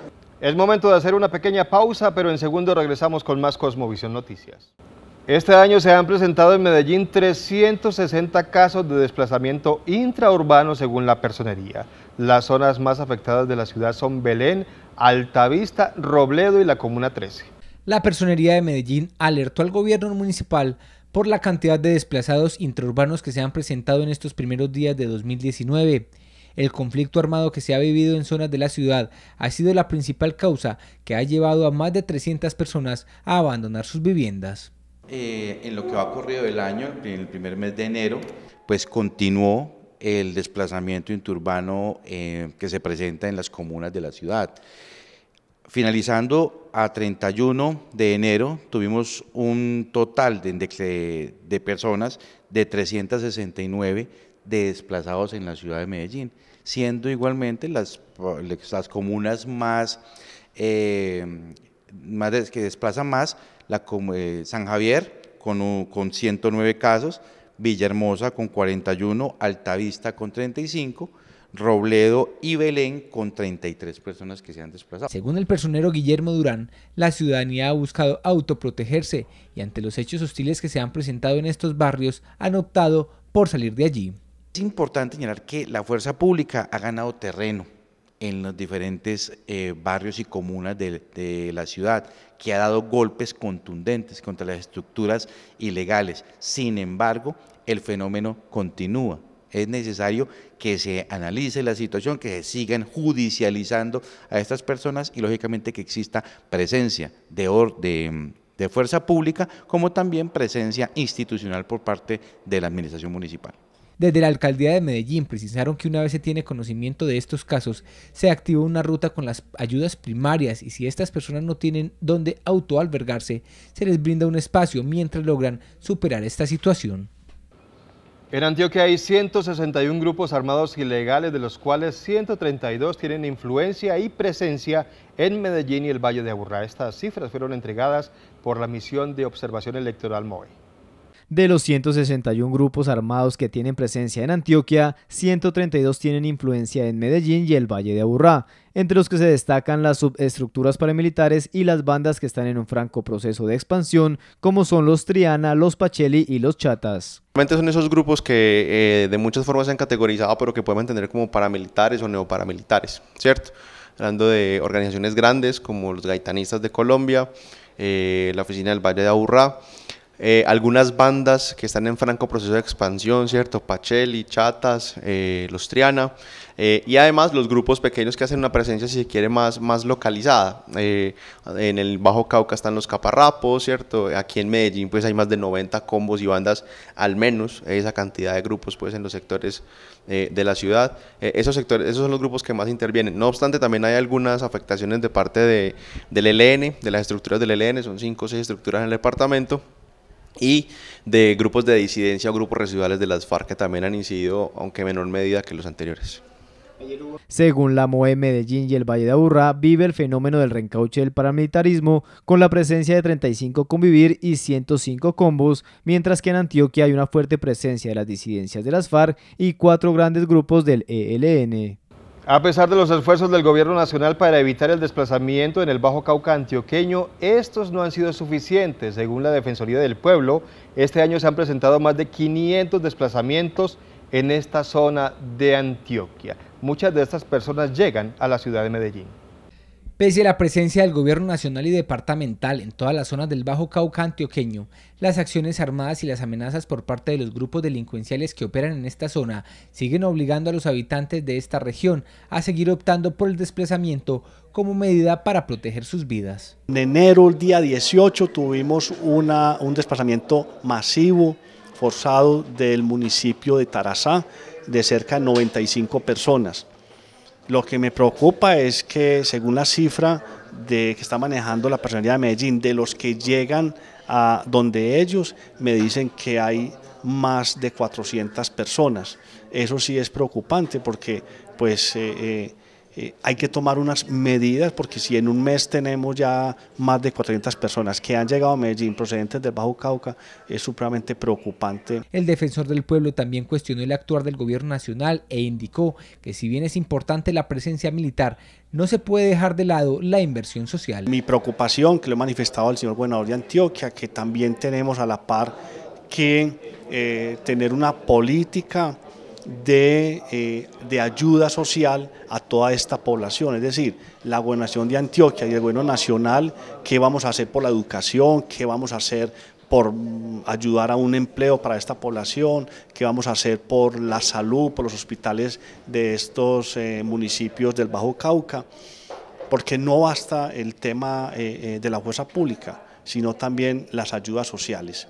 En esta región en 2018 la cifra de homicidios aumentó en un 219% comparado con 2017, lo que representó un total de 396 muertes violentas. Las autoridades están tras la pista de 2 presuntos fleteros quienes intentaron hurtar a una joven en el sector de La Iguaná en Medellín. Estos 2 presuntos delincuentes se enfrentaron a tiros con la policía. Sí, de acuerdo a la información que tenemos en el sector del CAI Colores, se presenta un intento de hurto al celular a unas personas que iban dentro de un vehículo.